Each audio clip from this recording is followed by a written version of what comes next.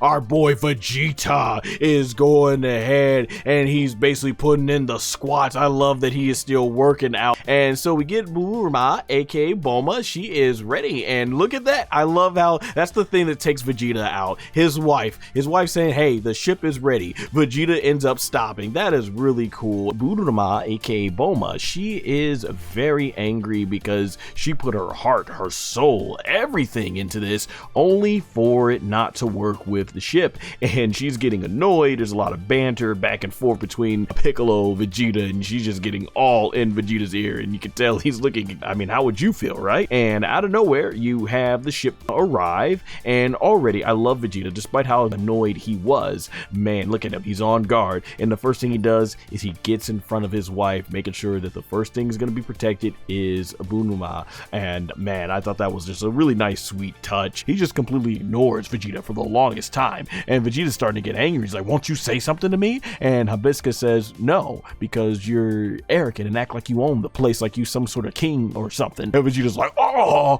he's completely annoyed and angry about this. Just completely owned Vegeta's whole life like you're a king. And of course, he's always called himself the Prince of all Saiyans, aka Saiyajins. And so from there, Vegeta, he ends up swallowing his pride and he goes like saying, okay, please let me know.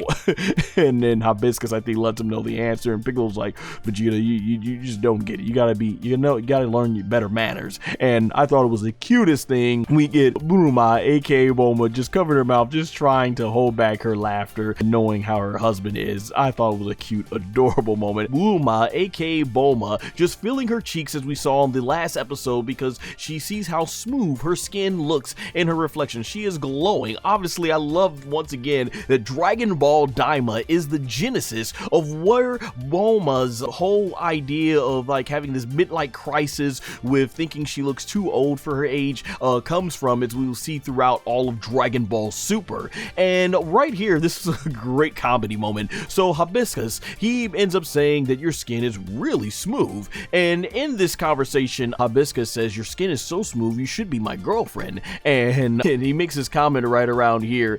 And Vegeta's like, oh. And he goes like, I'm her husband, we're married. and Hibiscus, savage, man is straight savage. He goes ahead and says, that doesn't mean anything to me. Oh, you've got some balls, my man. That's some balls right there. Vegeta says, are you trying to get pummeled? Because, man, it's already one thing to say that to a married man in front of his wife. Watch the full video by clicking under my handle.